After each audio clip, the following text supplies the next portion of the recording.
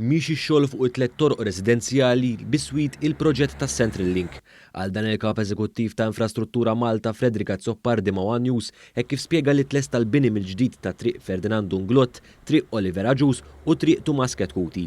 Issa jonqos biss il-fażijiet finali ta' xogħlijiet u stmat li se jitlestew f'xarejn. Baqa' diversi finishes biex ngħidlek anke bħala bankini, baqa' wkoll l-aħħar wiċċ ta' asfalt, imma mhux għax ma nistgħux lestuhom qabel, imma peress li nkunu qegħdin anke ngħaddu bil-vetturi trakkijiet anke minn fuqhom, allura ikun ħjar li l-aħħar wiċċ, l-aħħar partijiet jingħataw aktar tard x'il ma nkunux aktar bżonn din it-triq.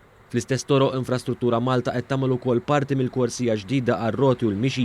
Din se tkun l-itwal korsija għar-roti maqtuwa għalija mit-triq f'pajjiżna b'tul ta' 4.3 km biex tipprovdi konnessjoni aktar sigura bejn l-Imrieħel Birkirkara, Ħalbalzan, Ħattartu ta' Qali.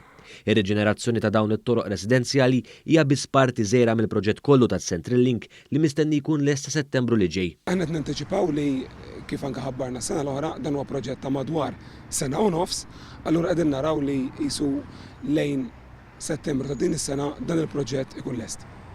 Il-proġett tas-Central Link qed isir b'investiment ta' 55 miljun euro u huwa mmirat biex inaqqas il-ħin tal-ivvjaġġar, ir-riski ta' aċċidenti u tniġġis ikkaġunat mill-konġestjoni tul il-ħolqa tar-rotot arterjali prinċipali fiċ-ċentru ta' Malta.